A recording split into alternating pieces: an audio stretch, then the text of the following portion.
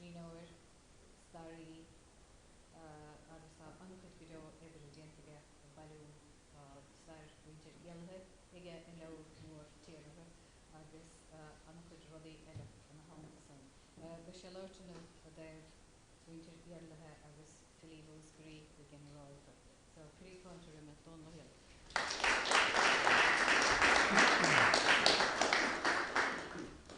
Dis maríomh a bhaint na héicse agus fáilte raibh an sogadí inad cultúra bhaile bhórna mar an hána.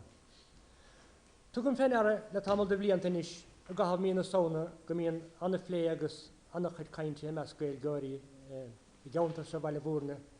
Agus go réna bhús gríomh faoi éag sí dhearmadí thuúlaháin agus bhí an íasta mór ceáil agus áráin agus filíochta a bhíon le clos bliana in éag bliana le líon deir seachtain na héicse. Is minic a chuoiníim gur caiúint almhór don saoil gaalach a bás gearmada, bhí ana bhaganir, ar séamh stúma go raibh an cultúr agus an dúchas gaalach go smirón. Agus fearr gur a bheithanig an bobalir a bheith fiochantear agus i ggéiteach leis heile fís agus ar radio na gaalteachta. Fear a hiig na daoine agus fear gur raibh mes dá réirecha do bhar a fersantacht, i cheol, agus an tuiscin daoine bhí géir a líocht agus ar óráin agus ar hanachas béal an cheantar. Ní hall dósa éon abrán eile go raibh an líon mór dá óráin idir ghailling agus bíarlaige, nó i cie agus i bhí diarmid. Agus nuair a hiar a gorumsa pís a cainte chudíam an sanniuh, de bheasas gomach sé rúnach beidir agus feúnach don ácád bíon túil seo. Chur sí sa dhéanamh ar an gultúr agus ar an starla tríocht a gaalach, agus go mórmór ar starla tríocht agus cultúra an cheantar seo, baile bhórna agus cólé, an ceantar agus an cultúr as ar fáisceigh diarmid féin, nach déiles, agus an dúthaigh thug inspiráid do agus an dúthaigh go raibh meas agus gráige ar i líocht agus ar óráin na háte. Ní bhhain na háráin a chanach sé féin go ceolbar le dígus agus le dígras agus goúrna fé mar a bhí agus go réon díarach anna chadíine fé mar atá fós. Deirtar lína dar i grucht bhí ceolaíomh go mé gan na líocht nar i thug gan éintlecht. Well, níl am roiint in écha frí sin. Tá an tíintlecht tagathe ach bechas le tá na líocht dá bríomhar fós sa cheantar sa. Díhan mé díhal chur síos an sainmh ar starna filíochta na nárán na bealidise agus na húdar átúla an sa a broista bhaile bhórna.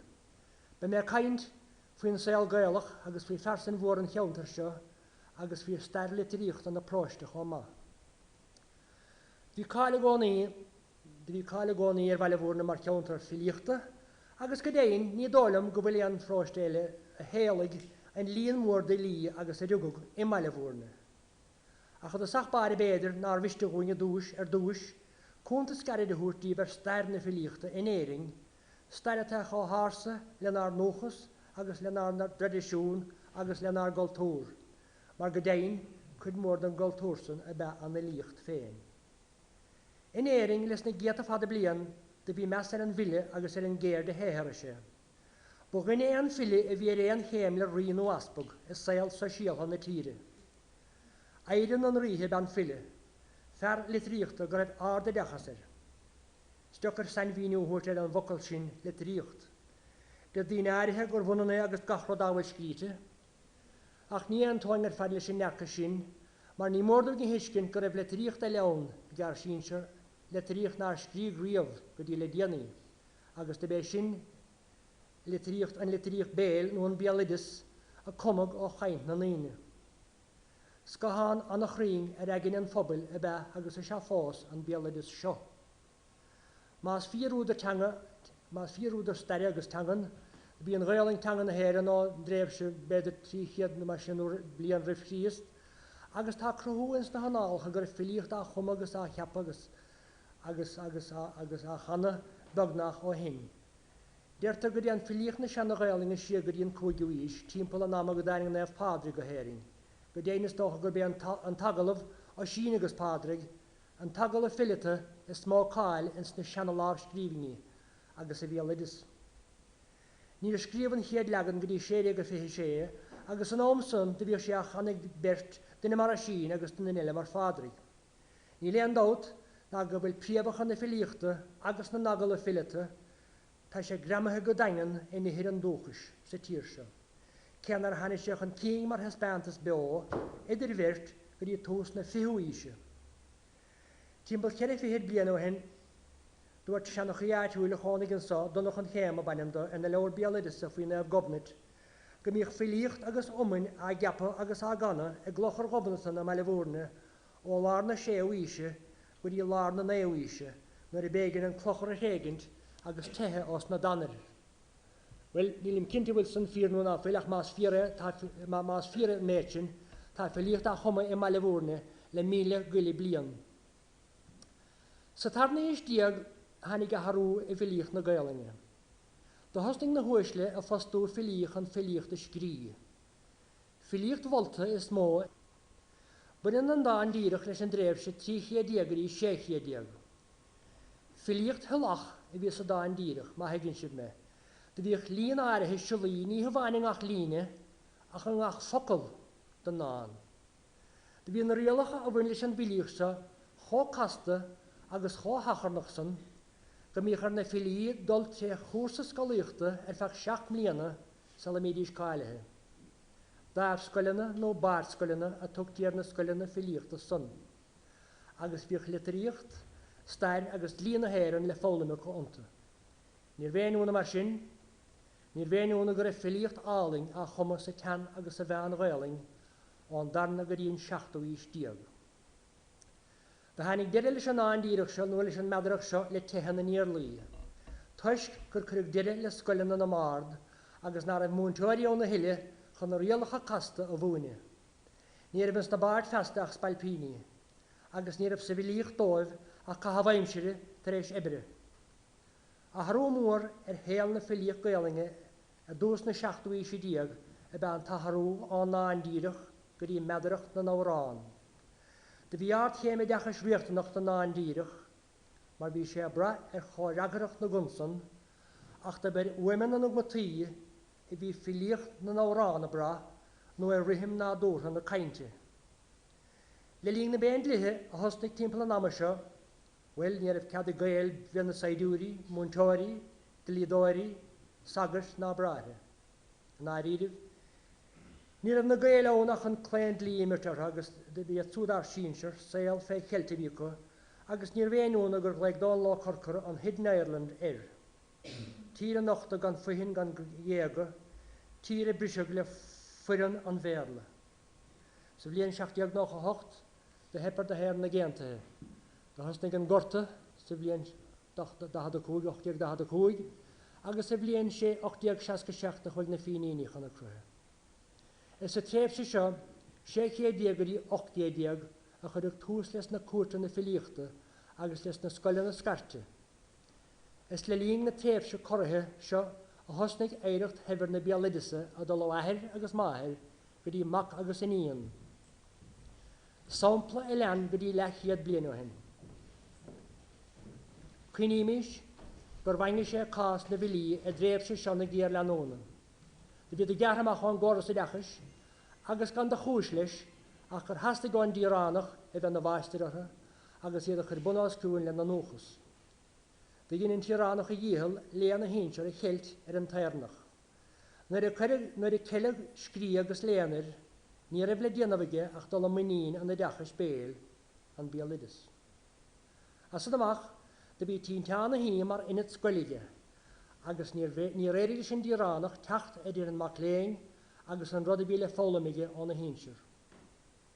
Ys fedd y cem ar un ofs y bialidus, ni lean dawt nag y milan mwyltideg y môl. Fe mae'r dŵrt, dy besio tref sy'n i gyr lanona.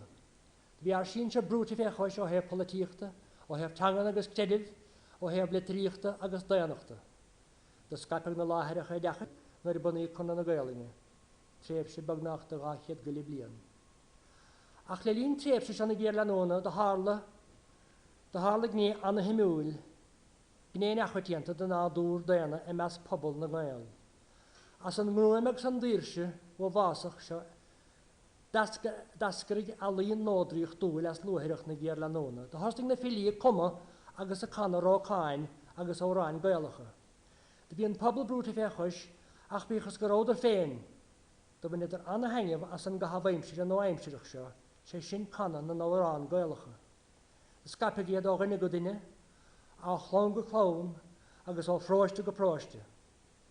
Dych chi mead an pobl an na líchse agus na hóránse a daisci an na gine a bhhécha sandan mí lidis. De bead myntir íarlathe a hosnig an réhlóid fillete agus ceolbar an so am alevúrne. Nuair a bhníad a cuairtéig se alevúrne sa blian captar timppel 7 diag. Agus nuair a hanig deir leis an cuairtéig se sa blian 7 go 8 cúig, de chi mead na filí átúla idir Arab agus náimh an nós, an tradiisiún agus an dúchas seo be bríomhar sa fráiste le breis agus gáchéad blian ó hen, nós agus tradiisiún atá láidir fós bechas le díal. De buníag na cuairteanna filíochta a lár na 7 sé diag agus ní léon dát ná go dug na cuairteanna se méargacht don na líocht agus do lochta cumha, agus do thugad ar seansta i lí bochta sclábhíocht an léie a chur le taobh ar feach tamil agus an aigeanna íú ar an rud bhóldóibh.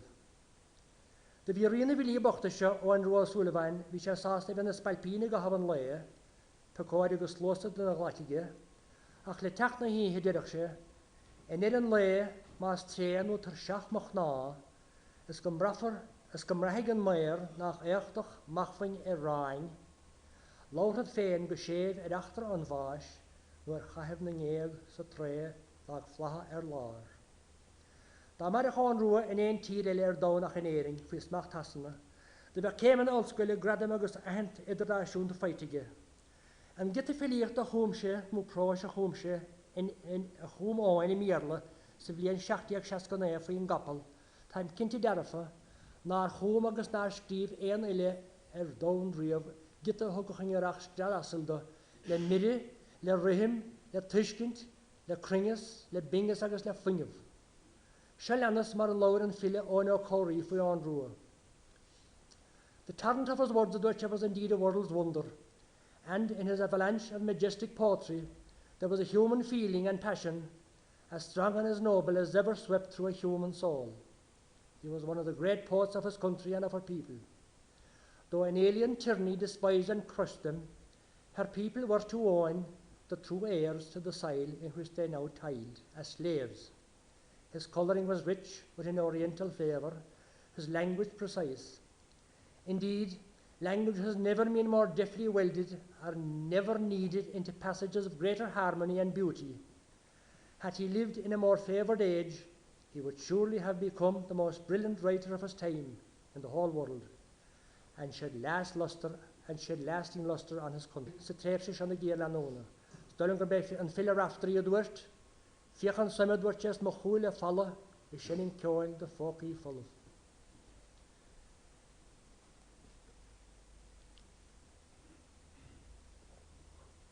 Fé mar dúirt a chéanamh de bunéir na cuairteanna filíochta a dús na 8 sé diag. Agus de leanna cuairteanna éagse iad ó hús an chéadse caite.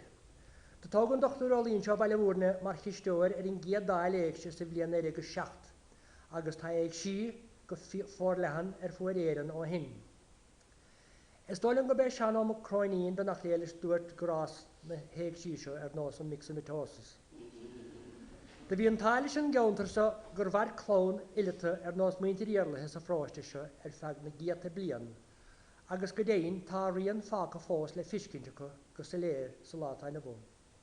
De bhí an táir pádar go hiarlathe a bhunaigh cuairtéig sa baile bhúrne timpeall na bliana 7 diag, agus de bhí an táir pádraigh an chiad duine a thug pas nó testas filíochta de ilí ága an cheantar seo.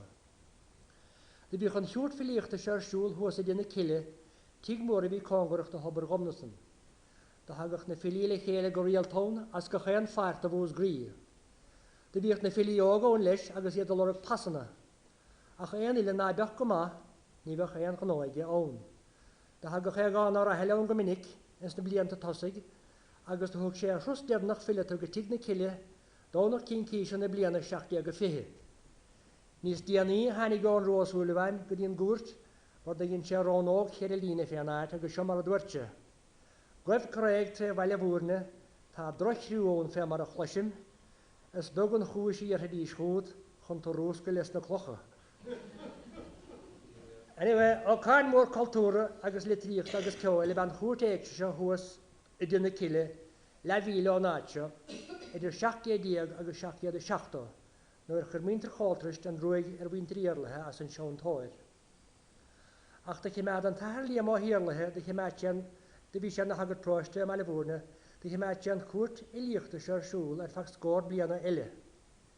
Csetar gyr chyrsiau derylys timpol y bliana 80 a 8 cwy. Se lawr na cwrt yna eegse le brandan a bochle, dertar gyr biad prif chosbodi eegse failafwrna na, ifri hen, lŵn chyr yn y ffili agos ffawsa chyr agos seher. Ifri do, ta stali yn y fad iliogo, chyn gymedr doedd pas ffilit o fynt ymach.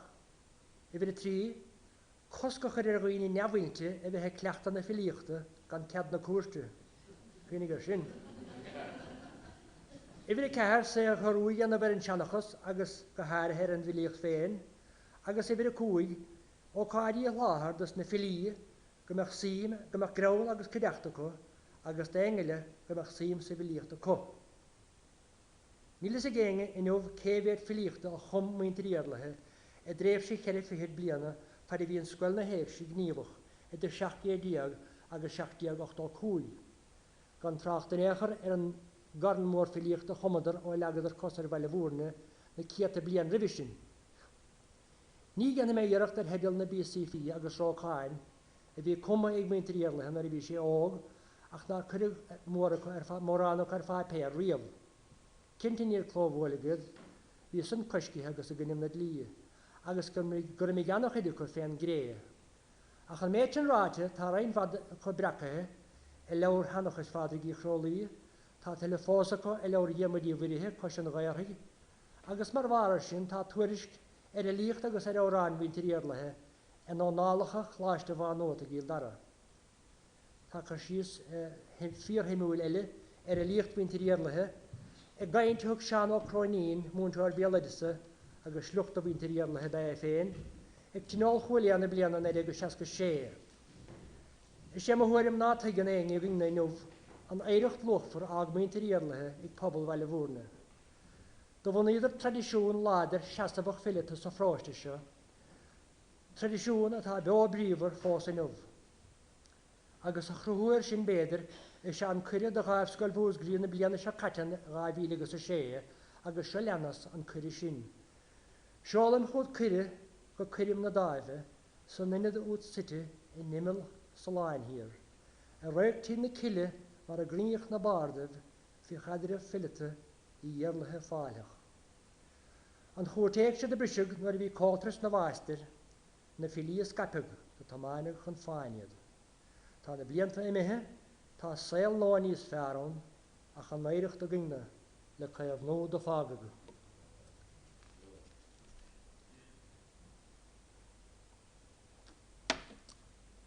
De losen sy'n o hynny, gyr cydar nairich da'n bialadys. Agos tef o mod da'n untas le tricht a fe bwyntlis, ys dac am ead so siel he, heil, na beg ili hed i'r ision. Olas o fialaf na nini is an bialadys sio. Agos ta siach o harsal is an nini ffein. Bwyd yn bialadys, le gach gynead o heil an dynnu, yn y sgielha, yn y chiol, yn y awrain, yn y fadrycha, yn y chydebre, yn y leisiona, chafaimsire, agos ysdochael yn y ffisiogo. Lili moig y ffein, dy fi ahna fahagwm, fawr an siandina golea, na'r sgrina leaco. Fydd gyleir, no fawr o'r môr, fydd yr sair osmach na lawr, agos mae fynd i'n ffocl ilitrit le cosian animnacha irmwch o da'n arif. Ac galym si gif, na ffeid o'ch ein sglaire, na cigir ysgwyle, na olaf, iad o gala, na chyr y mw, yn ein gynnu o wynt leis yn gailing, na leis yn mieladys. Na leis yn mieladys a ffwrddr o fialaf y synsir.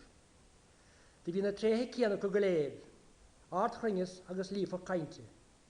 Dy fi gailing chring, fi'n rhin toes dy bog hiolfawr i gynnu lygynico.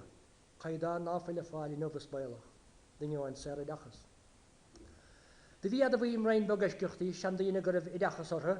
Dyn yr nos wel ffrichani, dol ban o'r ceilachar, patsig han ffedi agos rein bog marsin. Gan dawt y be ffrichani, rhi sgiel i fwys gri agos rhi yn fialidus filit a choma. Diet fi ein ffys a caint o ffrichani, no ein ffys a ffiliach dwy, bo chwmwg cadau ffein, a chuir gló chael díirech agus a rá an bail briagnathe gur le tríocht chaidán ag bhaistir tulcaí focail agus riliminn cainte gan stain a ha go cháhaig. Bheith chanig na dtíine áitiúil a ní bheith chaine go se strain séir agus tá scélín grígan so go féhhaig. Timppla an am seo a bhí áránnaí seanáach an sam meile bhúrne be les animi bhéna kit sproch. Agus bhí anna bhesigh mai cethe ach in scélín grín seo bhí mac le maice gorcaig. Díar mar a banim do. Agus bhí díar matáte ina meachtaí sa síala a hallan na chaharach. Ach tar anig oeach am gur raibh maice gorcaig go deonta dhearmada fe cúpla lá agus do chuig an bhirte go gurí crím cheáil a bhí siúla hallan na chaharach. Gan dát níar a bhí an bheasrá bhórig maic ar an geáldráma abrachlainne seo a bhí siúlún. Amach fan iad a chan an tóránna Germánach benna bhínte de chan si órán apra an glór art hanaí binéad bhairt maic bariola. Sun déad héanana mar bhailir sa maic le na bhac. Bhí ar siúla amach tíad an slua díar mar chu tosaigh agus maic a siúl na dhéag. Dar áfa breanna titim. Íon tean rud a bhíle clos ná bata bhaig agus go chéin tic teiciige. Nuair a bhíidir mé leis líad a lúir maic le díarmid an glór ard, mo chuon sios le díad te bearlam cet brocha an lánaí. Níidir ce go hiigidir anú ná hiigidir ach darí go chaingus a hallach ba chumar sa díal le maic. É gur a bheithna chun na seanna charactéirí seo a bhaire bráiste agus a meile bhúr na nuair sin. Níor bhórda a do bháil go raibh an teanga sa dúthaí seo go bog agus go bíon agus go blasta. De bhí an teanga san Harbhéúnach mar hás filíochta sa tránar a bhí filí a bhaidní bolíonmhire beidir ná mar atáí nuh. Ní hen scaithreacht éingará gur bí teanga na bhilí agus na nóidir próisí. Ní dólam go bhfuil éon taobh tíréile in éing a bhuineach bar filíocht ó bhús grí maidir le líonmhaireacht filí agus bar le fiúntast agus fuineh agus ceolmhaireacht a gudmhéir sí. Sin éon lecht a thóg filíon teanna héal sa cheantar se bháil féin. Leachtas buine agus is feréimsire ná éon lecht a thógach éine eile ráibh. Mar hiige go filíocht a go dagan a gruhan na íine gach de gail go dtí go for sa chiile. Bhí sa fechan le déanaí ar hana agrán don mús gríoch a fáil sigan sta blianta na ag de had a trí a had a cúig. Agus tá lista de heisir agus trí féad de hana i líbús grí ar an lista seo. Bheil hallan an gail a leich seanáir dáin ar hana réí robnatan. Tá cin líon mór de lí agus óránathe atá chur ann. Aber mís ná chomadar na filí sin nach 6 óráin nó getí filíochta an duine. De bheith cnóach do chuúciad getí filíochta agus óráine bhín gan bhíl. Ba bhheilm daimach an tómagum chuige, ba bhheilm cúntasúirtí bheith chudas na filí amrátecha seo achas bailach go mégan sa go maidid an daine níosan. Sin rud a dhéana mé tuair bheith cúntas anna ghearadíh ar bhirrtecha. Siamas mór ámína chana choléie agus pad buállínse ó baile bhúrne. Agus béidir go dúraigh nó go dúrach an cúntas seo léar go stíh ar an saoil cruaig engaiseach a bhí ag filí an Amazon. Séir chluthe ar go gúirtaí ratheile a bheith siamas mór ámínachain, agus tá ardchaid anna chéirde le fiscin fós a fráiste. De bé siamas a hágan alla chluthe atá fós mór hí níos mó ná chaidán na chéirde, de bhaid chaidán a chud filíochta chomá. Fáil si leabhar a chud filíochta sa bhíon éide go fi ceir. Tá is dóilm suas le cúpla scór óráinón agus tá siamas luirtaíinmh ar ghuine de élí móra na próiste seo. Nuair a bhí siamas na garsún do chuir a hús na háirí iad a thir cruthúr go dtí chláiste na gaile beras le na hagart. Ach nuair éirig an tíar na talún, John Gilbert Coltrist, in scíal, de bhagar sé go gur fí clónaí bhíoinecha na machchas a bhidim mar a bhacha cruthúr an chláiste láireach. I could not and will not allow one of my tenants to be ordained a priest to Durche. What would my political masters in England think of me if I allowed this to happen? I would be shamed forever, with the Coltrist. Dat ook cruhúra bhaile an gláiste láireach. Ach mai léir, níor lórsan. Maar de chaint hier na talún, de cha sé muintir buinechain, an tairán, an bhair, mór a se clunne, in sean a bhair bí beis agus cheirfi héad blian, amach as a bhirim an ghartí raithile, maidan le beolhin an a bliana 16-8. Mar a le daríag dar imóí doga eile ó chúlaí agus á bhaile búrna. De bead súd na péindlathe ó bhásacha a ghuiil go daingar chaltúr goilach agus an na filí goléir a bhair sa tréh se chorathe sin. Tá slucht sleachta heimiis bhuaí bhíinechan tá sé go líon ar mós bhí fást tá sé a gúlé i méall an ghairthaigh agus a géala martra. Is an gúil a mar a ghort na tubarsan a meile bhúrna ar a go ped buálaínse. Ped bheoga tuchtí ar ahir agus do bhínta chrolaí a bheith bháthir. Ní a mar an do ghostal an téalacha agus bhí muíon muidir bhuairtha. Tá stíidir siar go cíl garháin sal ar an chlón tóca in éair ní féidir ar eile cringes chuoine hit san amach ach deoríonn an scéal go rád a gofa siar raon blianta sal dosnaigh an gorta mór. Deirtar go dosnaigh ped a cuma filíochta sal ar sé na ar in éair agus na hánta san anna cheol háir bé. De henach sé an adóg agus an fí mór ar aus. De bí drathraigh ped ar a dúchtaí dáin lína néadaine agus file be dáin lín leis. Mar bhar ar an nábhua a bhí peidir bhí bua léisi go chomá le neart orthanna nó tearms. De bhí annach léchar an ggéirte sa tena héal tuis gontanas mórdach dúirí. Is a súil na hádáig a bhíon léigh ped, de léiseach sé teangas fiacail agus seo a grantaile nach é leis an ádáig. Deirtí ná gála ach clótág baise thuirt a bhla ar hana chapal a bheith a bháilhhais mar i dhéanfi ana bhí cumasach dé gan bhíl. Is léir ná tuigeann daoine an muintear an dainmh beidir go raibh an buas ann ach de bhí sé ann agus tá sé a bhéileidir agus tá cruú ar go raibh sé ann. Fermór a bhfuil be ped agus béad beabhris go mór tá gáin dí ná leir aige réil mar díalaíocht ar a héair. Ach agus níor nachóna dag sun boch dealabh. Tá ha go sé níarach go cuairé go minic testan na gnúc ó chiaí agus é sé na píbe. agus le bígus i cheáil de leannach na daine. Do chuam sé féin raon cheáil i bhí anna iúnacht an fíb agus na dáig. Má lei sé bhlíocht a chumach sé gaalinge i bhí bhánaige. Ní hálaigh nar a bíarla a bhaith. Do chuam sé annach chuid áráin chuidir go a bhfuirim íre. Ní bheith slíonn sodá le dá méidir go léir gom achas solim ná fuilid. Seo íomh a bhfuil gomachom. Na háráinna chuma a chum ped buí. I bhí héan áráinna fedáige í a bé sin. I bhí dó í chuthúr na muine, i bhí trí níl mo láint ar fánamh, de chanach diamarín féin benach déalas an táránse. Is fadach an féin am amaid gan chéil, i bhí cúig ped buí ar bharí na gréine, i bhí sé a bhthún bhí an gargare, i bhí seacht órán an chiseáin, i bhí hocht cruch cháin lí riordain, i bhí an é órán na cránach muice, i bhí de órán a bhadrúig, i bhí héan an cailínéireach agus i bhí dóiag turpil feigi bhreatha. Go tá líon mórda i lí eile saolathe, cumasach eile saolathe a meile bhúr nó a hin, Bhín ar nás gael na gael, sean o'r iwdan yn syngacht mewn, sean o'n dol am ymlaen, agos mórán eilico, na fredel na tagan chan mochine inis. Is edna ferif er fad a taim y caint was gyrisa, ac ni cordyn darwyd yn ar na banali, sé sin banali baile fwrne agos fwrs gri. Is o cheantar fwrs gri hanig bertas na banali a bar agos by lífa agos by chomasi in eiring er fad stocha. Beth sydd gandawd eilíon dofni chonil agus mair a fwyni leire. Bert a chwm an da fwr heir fileta mwys grych, cwine arti leire agus cach heminia. Ac ydy ein dybu ffwylach eile dy faneli o'n gawntarsa mar chydiachtaco. Fi nelni fwr chw o hort na Joberton, nor yn clasos na milini, mar yn i'ch roli o hil y martra, myr yn i'ch na fi'n, syfa'n i erlyhe agus pegni chroli. Nis diani fi bertele o chwle marin ban ei hinge marin yn a hain, syfa'n agus syfa'n i chalo o'r chwiling. Es leir, gyrem na baneli sio abelhe y mwy ffilita o wsaad go hefachtig.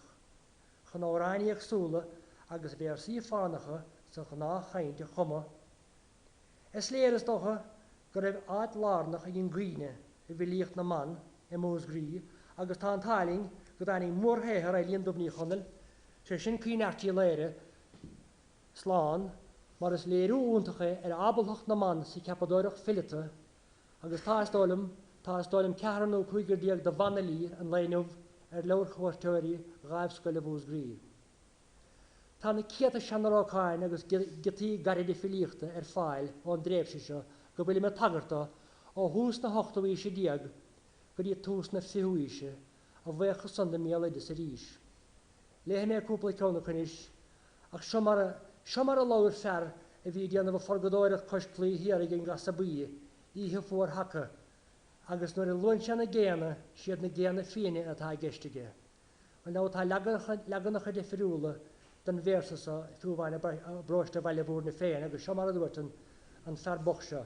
ó mé na géana uhain thar lear tá an socais clíon na screamh, Tuis gur riidir scilín geall ó handaine bocach a chánig san náile cach as ná a bhíige tí ná treh. Mu léiras mar cheach ach níor cumach fós an scrá, a asa gin plat I dhéanana clíomháin den bhear a réiteag me bheart agus bhaintar líon sin bhíon céanna agus dóin le maidin den drú réile chomá. Agus se cúpla líine chuoine a chum sémas mórrámíoinechain faoin gehar. Mu chiaachas mar jacar a dúirte ach tá geantar creachta ó caiileach dóil híl an wata, dóil an bhaid ágart na scarte, dóil an náileacaigh agus dóil bugna de pacha. Bhí tuairim gan ahar pedar ó léire, bhí tuairim láidirige nar a bhéana gnéada a bheochta na gaalinge níos táchtaí na cnósach na filiíochta agus na seanna áráin. Ba bhínig idirach sé go bhéh fáanta guntacht agus cóngur cainte agus nas tangan nar féidir áil in ébal leile. Tá bhíneocht agus tá bhlasteach déanana líocht féin is bíine agus is ceolhar a thar na bertaliad nuair a chuirtar go agus ceoló. Ní dháilim go gin daine chá táchtach agus atá ceolna árán. Brahim gur dagan an chaint agus an na líocht an inihing ach gur an gríhagan an ceol. De hiic filí an cheanta sean méidsin go sa léir. Filí ar nás Seán O'Sullivan, Dóla Maláin an Sinach Mewn, Patty agus Diarmid agus Mikey O'Sullivan agus Móránale. Tá chomadís capóga, Lobíní agus árán séhir a bhí charúnacht an geol. De hiigad ar gródar cuma ábhar nó agus iad a cuma filíochta chuna bheith fitte fuirte le seanna ábhar a bhí ón riamh misin agus de bé sin an ceol. Nó tá mé sos anna dhearid de mé caiintear bailile bhúrna go habalána samach sa tarna le agus fiúda agus filí bailile bhúrna ach béadnar bhistehum a dúis sa tarna le. Béadnar mar céine mar réomhrá ceolhhar don tarna leise, éiste mí sin is le hárán dar tedal bailile bhúrna. Tá sé chana ag ferrátúil ó gur na chiling frontán á mechar. De béadú a choléire ó gur na chiling a chumar táránse ciad a 7 bliantóhin sa bblion 9 diag. De chum sé de isbaile bhúrna na bliana 9 diag. Agus éontánaí bhachar bhfuil an tún san náithégin. Tuaigh an tárán se léargus tíobh bhail ar an bróiste, tuair sé léargus tar stráin séirí ar an bróiste.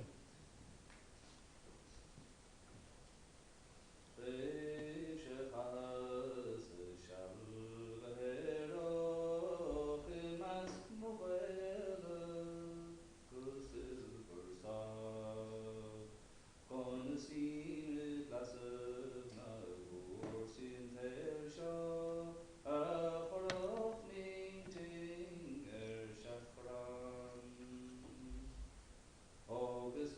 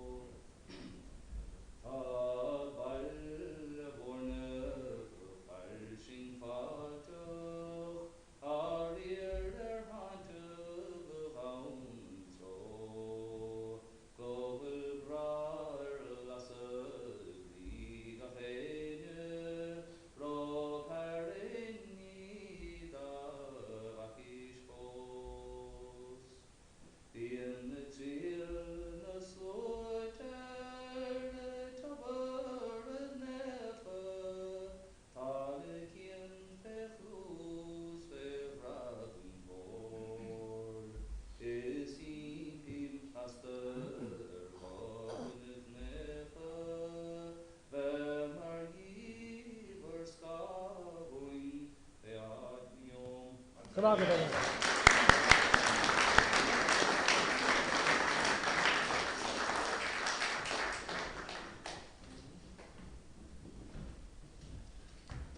Come on, Gabriel. I'm going to meet him. I'm going to go home.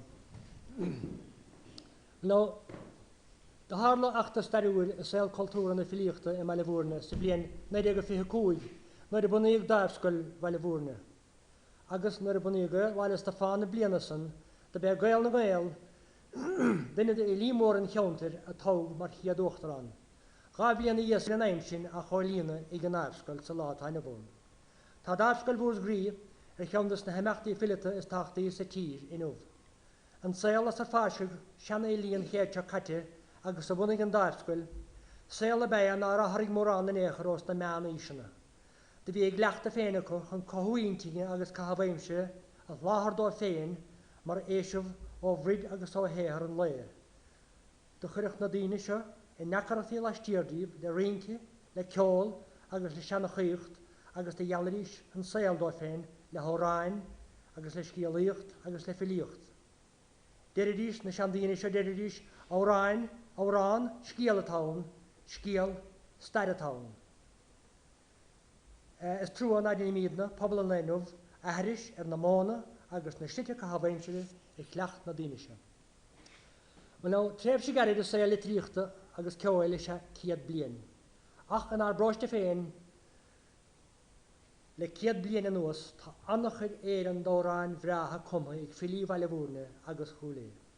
Ní luatha mé iad mar bheadh sé anna dheochar lista am láandas na hóráin seo chur le chéile, agus tá an scíal cían áildigh le capóga nó bíní, óráin séir agus agala filite nó agala birte.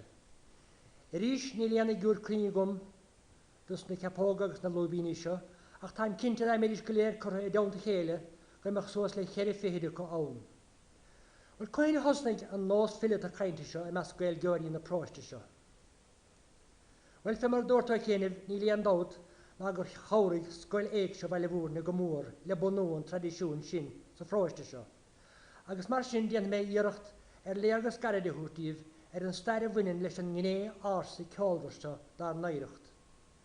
Tá sé sa léir ón seannachas átúil ó hasach na naamhaí sé díag go raibh tradiisiún láidir sa fráiste seo go mé chorá filite ní hamhaine idir na filiátúla ach go déin idir na gdághine ba chuma pecha a molla chéile nó a bara chéile nó sa ná chórála é húil bhfuil de tharlaigh sé go rialta. Fé mar atá léirithe is na leabhar seanachas se túla, seanachas fádra í chrólíí agus seanachas ólaibhí líse. Agus sa teanna bhús gríoch a fáil siíag breis agus trífahéad bíanahin. De bhí an bán lád de filiú se sa fráiste agus de bé tuairim filí agus goláirí an chéte caite ná bhéúna gur ceol gur chuidir ceolalas na gitaí be go filiúta seo agus le hemecht ama gur cruí gasta an gné ceol bhar taingebh seo dar gáil túr go do go míid ceapága lobíní agus árán séir ortha inmh. Seo lenas raon son plíad an gompraid don górá filiúta seo atá geiste gom, agus i bhí chocatíanta broiste bhilhúrne idir ciad agus ciad go le blianahin. Bhí do los padbuí ó chéanamh agus do léig padbuí do léig an ferchéanna seo do léig sé go dtíigh fádra í ranín ar an slíomhríoch íthe uair hacha timpeall a dóchlogar medin ó lor glóistín, agus seo lenas an chórá filiúta a bhí idir mirt. Feratí cehéis sin mú padbuí, filan na tíad is an cheantar atá teachta geamsach na níine. Feratí. Ní habha sé ach fila buile agus breúir agus a bheith feratí ná tréic sin na háanta gus ná maslig de chósin. Pad ó cóir le gealcóngarach na chúntaach ó gine beg doholach as a gáir síon dúnta. Feratí. Ní le dohol ná bochtainna sa tám áras a dúnta ach siúchar in na sagar sa tám lehas am gúiseocht. Ach bhíon ocail dearnach ag pad. Ná ordaí gáistíochtta dúirt se an deorí fánach bíon bucach a bháthir a gánaí gránach. Bhí bertar thar Matías agus sémas á héalathe bhíidir na gánaí sa drínáling. Nuair a hanig sémas a bhile an ggheartain mar seolád a chur Matías ceistir. I níos na mhéamas a dúirt ar a mór an rád sa ceartain, ní foláir nó bhí scata mar de chaisis an lán. Bhí agur sémas bhí dá lá bócha lá war an ráthán agus míhálá tóma in na chapel gran ráre. Tamás mór á cealla an gahar cearnach agus sníméid a chosa fé bhlah na lárach. De chaigh seandainna do bhíontar chuile gúlé ar sósa céad goile bíanana hen agus hánig gníon leis bhí pásta me le bhúrna go dtíon tóramh. De bhí benna bhic duna do bhíontar línse sa tigan na hánta agus ní chumaid ní rábha réiteigh an bheit bhainse le na chéile. Nuair a hánig an taíonna seachs go tí gotáibh do láirsí mar se le corpa háir agus íachaine. Mo ráthas má heisce dúirtí ach bhór le rátha tamil, nuair a baití mo chud bhaine idir gáchiad íon aige. Bhí sé friún sa meile nuair a bhí muintar línsi dealamh. Duna do bhíontar línsi benna bhic agus tar agus sí láireach. Léanart agus lagar a dúirtí a chuílig bhí a chaile ná gur briag go deir bhairh agus go mórbór ar tathir, mar níor mucha bágach banmh agus níor le sé an baine a cha áhhailúir fuair bhile. Seo lenas mar a lór bentí eile a gúil éile buchach. Char gá súinge dúirtí libir gúr ar bhanamas facana is fadanna fecad gnúis. nó cabal de chéile séanta hiúin is do bhuiidir mu léan faoin maréan gan chlúir. Dir agur an buchach. In níar an gúma dúirt sé an gléirigh an nón mar a agus féin mo chéile go dúch. Páiste na cúm, páiste na clúid, páiste a sop agus páiste gan rog.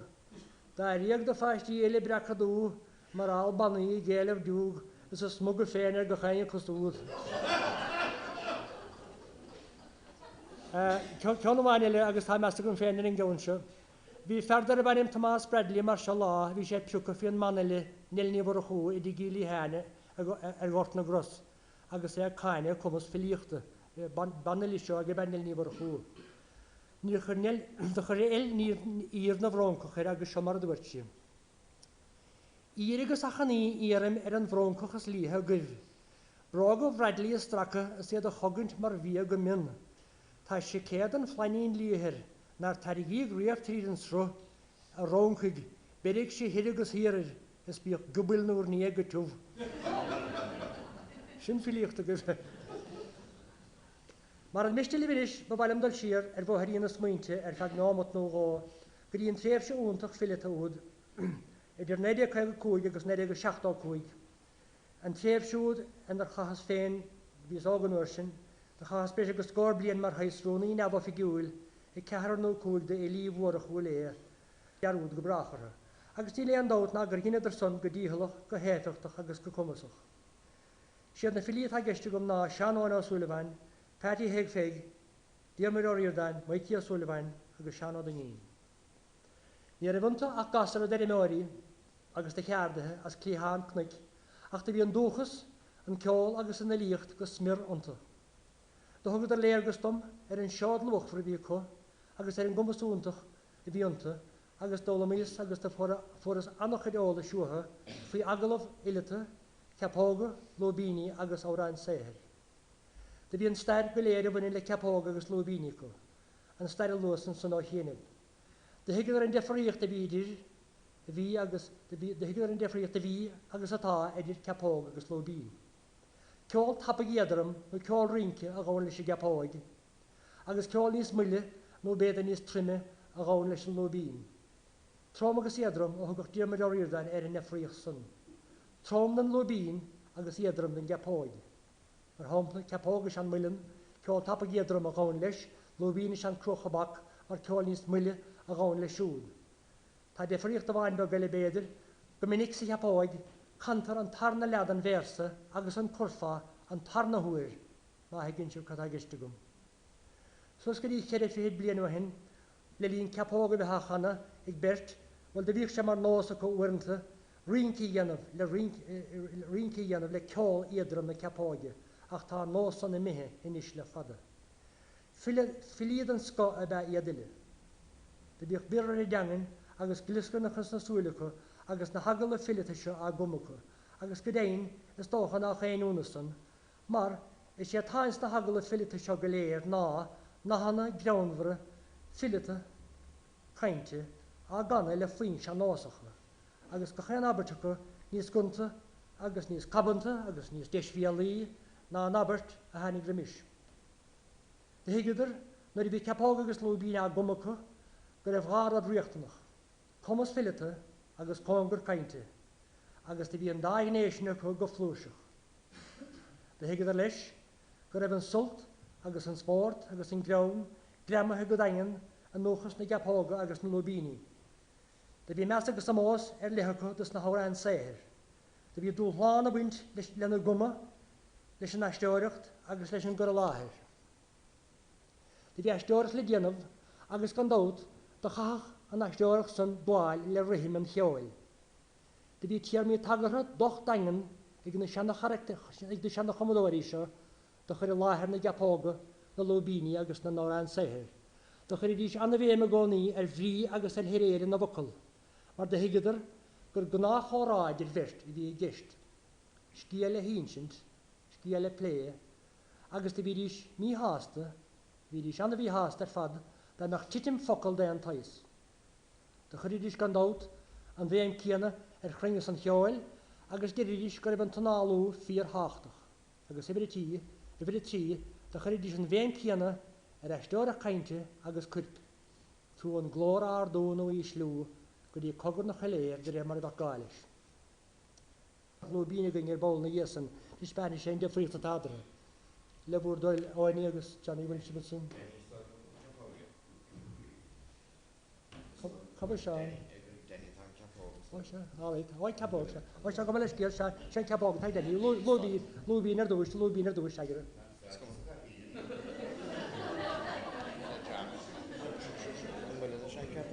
Óid se gan dóit rúis seo Capóga.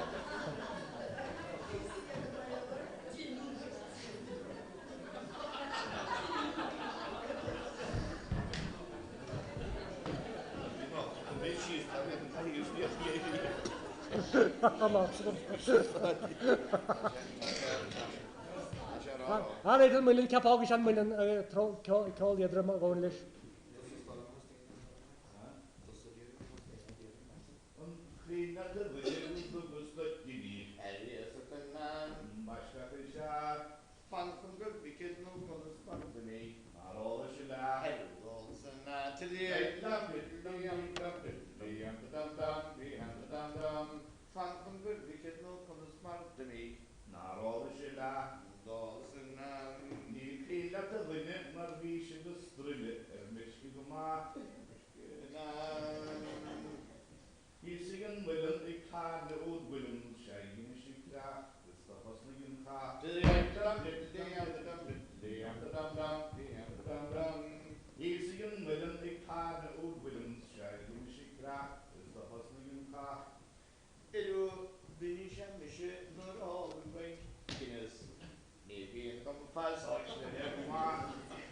Much the highest of living that plays one of Willet, so what is in foul? You want to back to the egg, dum diddly, dum diddly, dum dum, dum dum. The highest of living that plays one of Willet, so what is in foul? Oh, you want to marry. English them, tinnet them, there, she's a yes. Nor glag in the cops, couldn't never fair was. You play what the Willet, there was a thing, it was the Alicia Mark. Yeah, dum diddly, dum diddly, dum dum. We play what the Willet up there was a thing, it was the Alicia Mark. Ik nog de winning, de drawing, de Willet, the Alicia Mark. Porter told us fit, sneaking to make it.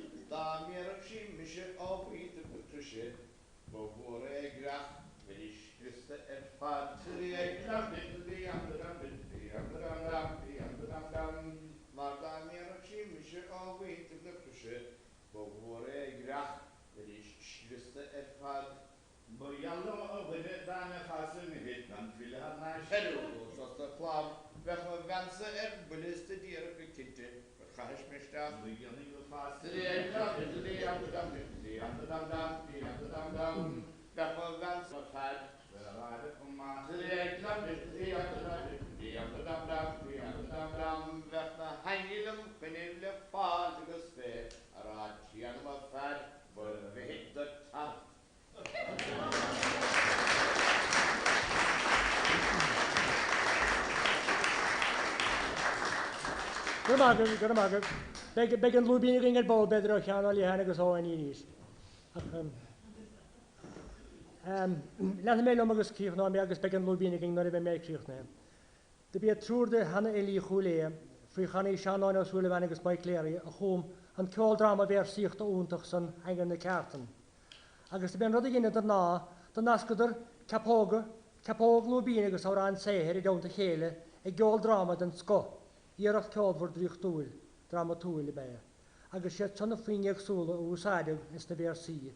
Na, agus bied na weer na fin ik soele usadig na een kapelin baan, een kruiskin laan, of aan de tea, fijne gallon lee, een banof, da bossing ban roer, een tournin laan, toren en warle, pokkadingen, met laan le blien en takkesje, don log, Skolvaardintje, agus a bhar bháin óin, agus bucach buí na léige. De léige astóirí chuilé an ceol drámaiste a halladé mar am leiclia a míidir a fór na bliana na déag chuige sé, agus chofad agus a sóldum de bé sin an bhuiiarnach a léirige. Seo lenas na hastóirí léirige, Padri go Toma, Diarmid O'Riordan, Donal O'Scannell, Seamus O'Sullivan, agus Siobhani O'Riordan. De bé Donal Cacháin a bhí am léirithe. Agus tá cehar den Cheshire sin inis líana fíringe be nach déile. Ní garrá mé go brach an sport agus an grón agus an creic I bhíoch ag na seanna Elíse agus na hagal na fillite seo a guma a có. Gellim si gíomh nar gin idir éon dá le dá níhol. Is más célíon grín agus ba bháil lína mí rúlach sportúil a cúmtí, lín te beidir dá becha gána I rúnach le churás chuir an phobail, agus is más ceart a gaiire a cloistí uathe agus iad am gníomh. Agus do thugadís cuiread a líile techt agus córúla an an ná fillite les na líntí seo leanas.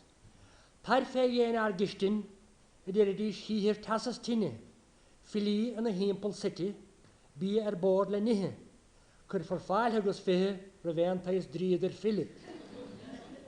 Níl bhéinúna gur chum na filí seo capóg agus lobíine de ard chaidán, úidir fillite ebe an illuginnichu. Sa bbliana de cardiag de hanig Martin Freeman go bailhúrne a bailú Shanna O'Ryan, agus cúpla bliana dhéasan de fáil siúgéad sa Journal of the Irish Folk Song Society. De bead na hóránathe gur bhailig sé O'Ryanú hana cruúrá cochlin, maríní híine, pegní ó na hú, godúchtí peg vangithe, gobnet baróid agus nóra daní chundalós na haláin. Banile gan bhena bheas ag loch bailithe óráin éithe ná ba si Julie Billy I riordain ógarí náling.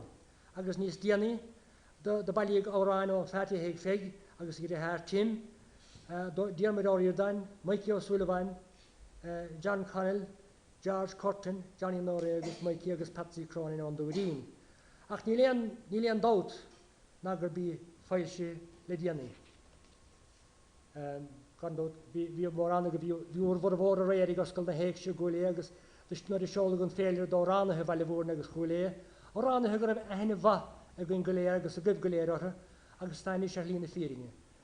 Be seanolí henig in an seola a ceolhar seo agus tá bin an loch fiochanna ardhaingemh as an líon mór ó rán bretha a canamh a gahabh na híthe.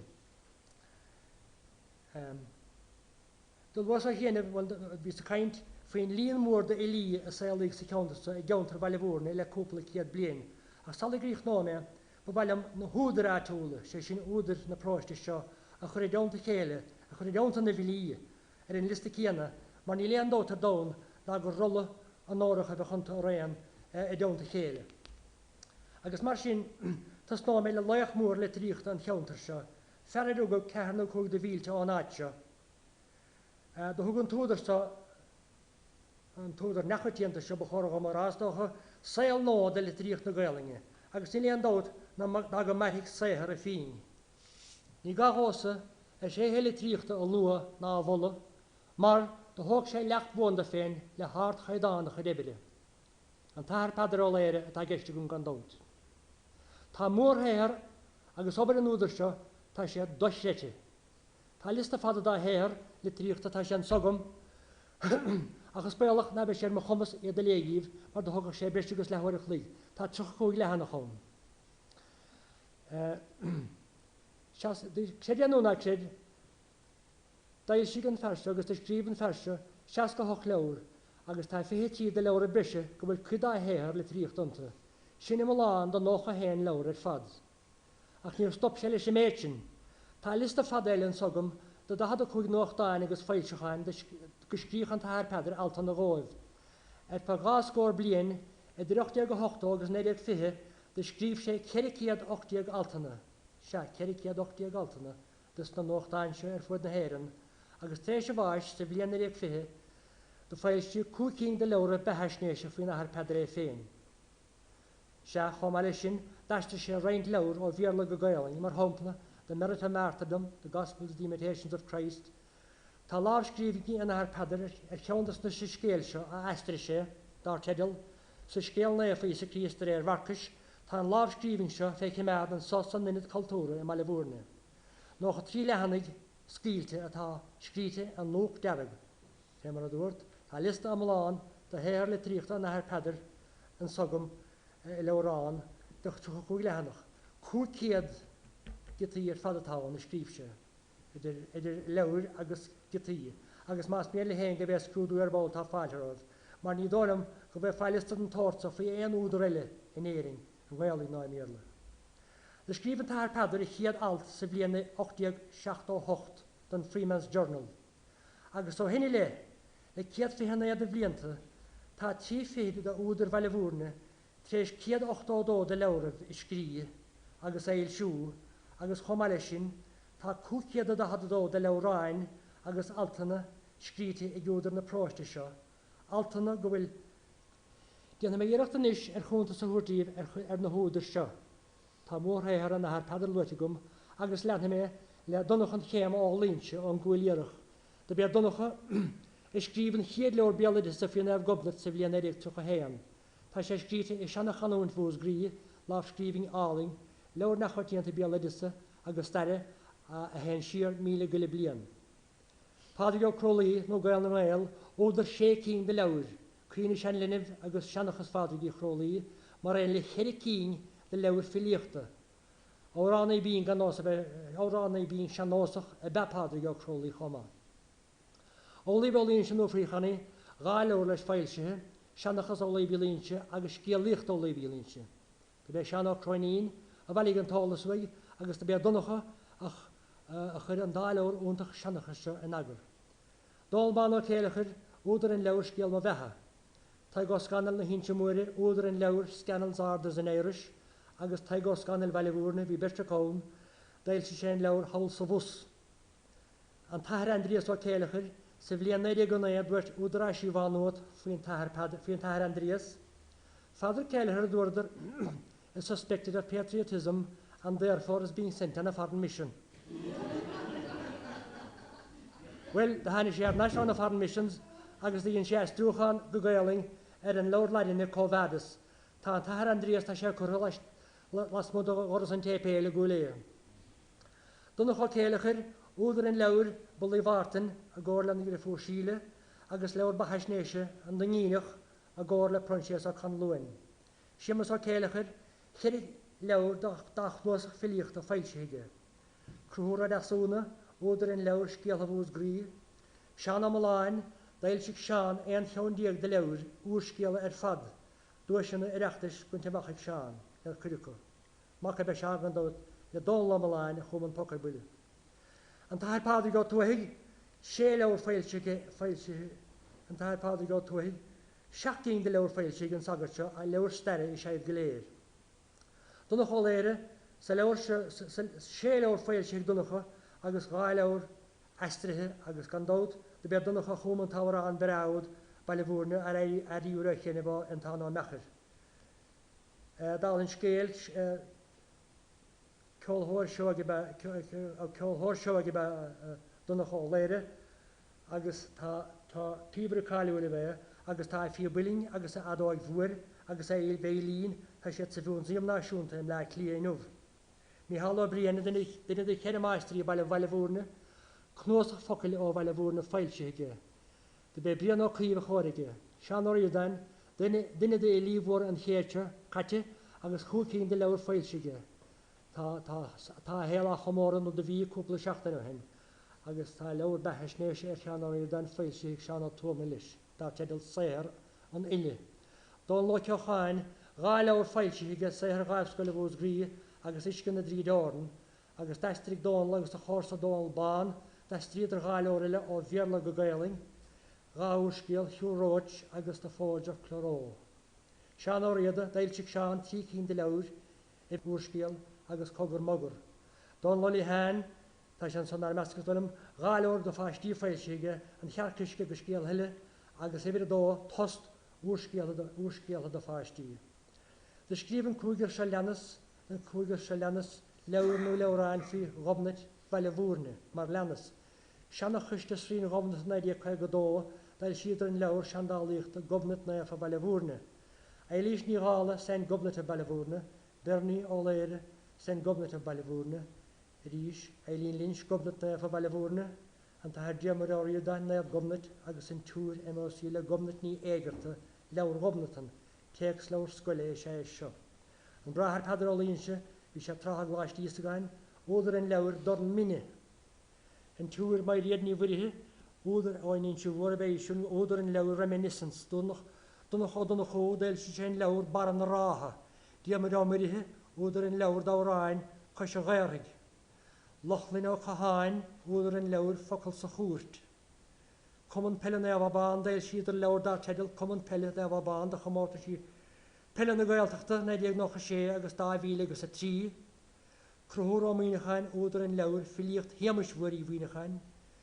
Caní ní chéalachar tá coníre ar an níise a bailúrne údar seandálaíochta sé agus tá sí fostaigh an drain cóhíí agus dúchas. Well céanúna sé tá séking díag de leabhar agus de leabhránna feilse ag an níise le 16 bliana, agus tá 3 leabhar eile anol a bhóice le feilsiú an bhliain se chuin. An mláán an éileabhar díag ar fad an túidir se bháin. Se leannas gá leabhar eile nábuinn go thomláin le bailúrne ach go bhfuil annach chuid óla sinnta faoin bráiste, ifir héan an drohéal agus an gorta le mar Maxine, agus ifir dó agalab na héic se le sean amráinní. Tá leabhar eile áitiú le feilsiús ar a fada an seanás le padar ó riada. Tá tícín de leabhar betheisnéis a feilse faoi údar áitiúla. Betheisnéis ar an nachar padar leis an túr meil muide, betheisnéis ar gona choléire leis an tair siamas de bháil, agus betheisnéis ar chean ó riada le Tomás ó Canning. Betheisnéis ar chean ó riada le sean ó tuama. Tá chéir cín de le duinelig clinge feilse a fráiste, the Lynch family le Mariad, Curtis ní Lynche, the history of the O'Sullivans le Diamond O'Sullivan, starfu intervínechain feilse cum an takeíochta, agus éidir fuintir ealathe don lá ealathe. Tá gáile riile fi go chéan chlána bhar a fráiste se scríte ag dtíine las mo, The Apartments of Tithes for Ballyvourney Parish 1827 údar John Hennessy, agus Griffith's Valuation Ballyvourney Parish 1852 údar John Callan. Sar gríoch nóme, seo cúpla le rán brise ón bróiste, ó rán bescrónin agus glúide cí údar dahi ó Croinín, The Sons of Mary Hall le Princess ó Cella, Behesnéis a Hannah Croinín Ballyhard Bialadisa, údar Dunach ó Croinín, Sgolvardín se don lo héalathe, Stair gari mé achas Ballyvourney mar in éalathe, agus irisleir chorcaí go bhfuil annachid altanna faoi Ballyvourney ann, feilse ag cláiste olscoile chorcaí na bliana, 1972. Wel sinna go bhíine cháde lista ag nach, beidir lista do údar Ballyvourney agus tagad sé. Mar éon le tuairm agus ar a líad cheiricíad gití filiíocht agus áráin. Agus mar achal scuir ní mórdum na caipéisi, na gríangrafanna agus na lábhscríbhingí atá sa féicimead san inad cultúra a Ballyvourney a lua. Bailúchan fíorlóchfar an bailúchan seo, a thugann léargus agus tuiscin breise roing ar fersan mhór na Gaeilge a fráiste seo le breis agus ciad blian. Tá lábhscríbhing ann leis an nahar Padar ó Léire, fe mar luas, le Gael na Gael, leis an Dr. ó Lynche, agus mór an de charactéirí eile na próiste. Teiste méireachtaí ann ar ghuiisina agus grada méireachtais, a bhuaig a bronnag ar bhaintir Ballyvourney agus chúléile ciad blian, tá caipéisi ann a bhain le cogan na talún, tá cúntas ann an himúlan ar héal agus ar héir agus ar bheitthe an Dr. í Lynche, tá gríangrafan ann a bhain le cogan na Saoirse, agus tá mór an de hanna fictúrí eileann de fersin móra na próiste le breis agus ciad blian. Idir altanna, lábhscríbhingí agus pictúrí, tá dóilm ciad agus a tí cín ar fadacón, agus tá ardbhil a tiltte ag na daine a bhaillig agus a chur an bailúchan luchfar se le chéile. De bhí dóilm agus ní hegur dóilm an échareacht, de bhí anna bhainte dóilm ag míhalláil an ard leis an mailúch leis an íomh seo agus leis an mailúchan a chur le chéile. Well is doch go bhfuil mo bhain ráte gom ach starna gíoch náme tá an chomprád be go bháine le gur bhile mo dhéanamh nó agus sé an rud sin chomprád sin sa ná héal tá sé mar nóigh daoine chomprád dhéanamh idir an seanna héal agus an saoil mar atáis. Agus mar acail scuil, bed ná bhéindí bháil dúine chomprád an chomprád céanna dhéanamh idir filiíocht fe mar a bhí sa teanna héal agus filiíocht fe mar atá sé táine bhin. Agus siad somas muinte féinach ní go mé antáise. Sa teanna héal bhfuil go réine agus suas le cúpla scór bliana hen do chlíg na filií le rialacha daine meadreachta. Ní mar sin tá scéal an échar an nuh. Glachan filiíon le nuh leis go bhfuil síirse am láán meadreachta chu, agus ní bhacan siad mórráin le rialach an échar.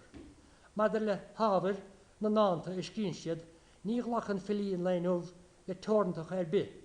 Do lachach na seanailí le nósfaireacht a gáilí agus na chlíris le téamaí a líne féin, mar hámpla dáanta grá, eislingi, órán grá, trágóidí agus bás agus mar sin de. Níl mór an de chosúlacht a chanirad idir na leganacha cainte a úsáitar in nuh agus na leganacha a bhí chaun fadó. Is bailis na nóilí an runtacht agus an tím plíochta bheit có in na go filíochta. Buinn siad na nóilí, buinn siad fémas methar nó metaphors, íhána, paradoxana agus codarnach nó contrasts.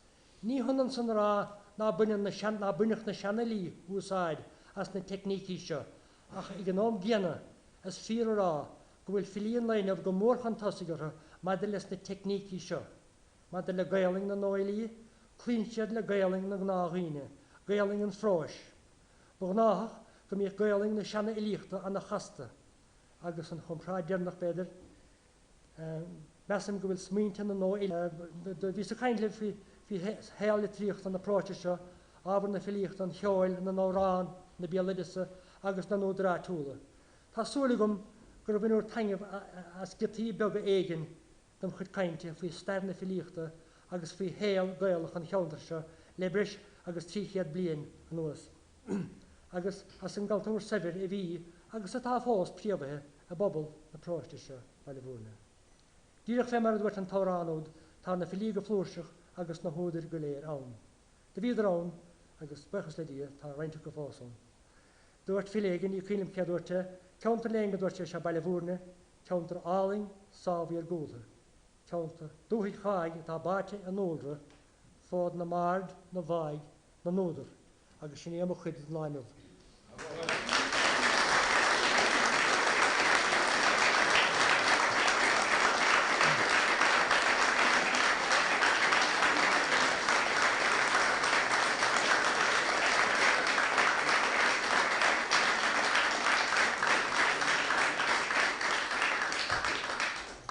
De los a chéna bhí an méise ar cheannaí hena agus ar óine an lúbín sin I dhéanamh nó beidir cúpla chuna bhain récham.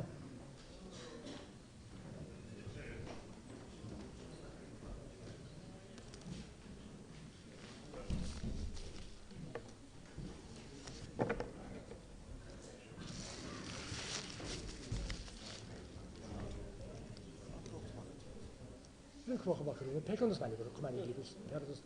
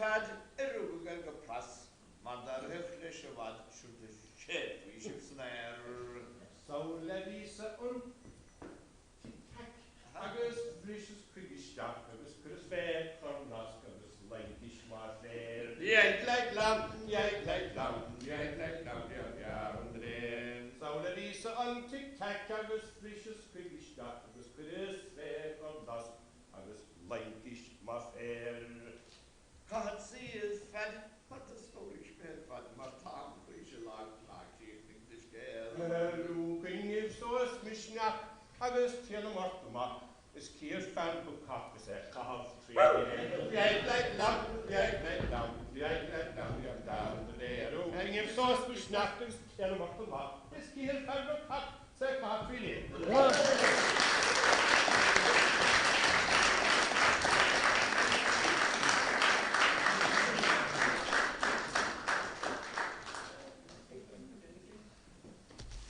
Sinne bhfuil sta. Bhfuil an bachas bháile Donald as an gaint fír úntacha thug sé going. Ní giotaí begaige is dóilm gur bhain mar teanga bhasach an rud ar fad go an lán. Agus tuige míid go léir an méid taide a bhí ar gáin le dhéanamh chun an písa sin a chur le chéile ach níl sarú gána le fáil chun taide déanta sa dhéanamh. Agus is tócha sé dochreite gur tháinig irid san úidir filí agus scrínáirí ó cheantar beag mar atá sa. Rúin selam a gceiste leis a cainte de bh hadar agus a méidir scríf aige ar a bhéan áige ar na delíana.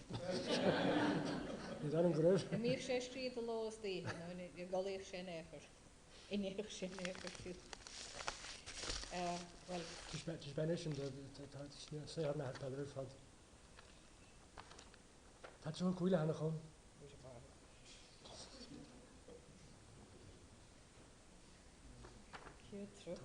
Tá na le idir. Mar den tú bhat me sói agus is féidir le. Bhfuil tá fáil rob fiochan. Níl chutas nó a léige. Haní rá. Suas go dtíon chum ceáil agus tá sédal suas an daine chuir tar neis ríis go dhéag. So gur mí deire leis mar sin agus a dúir sé bula bas a chána.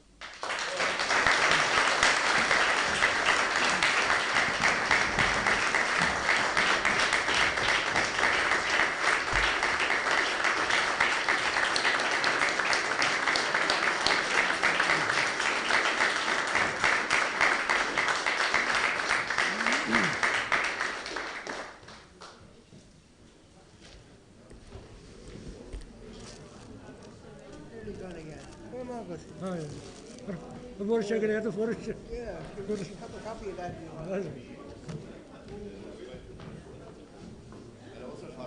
Good will have shari.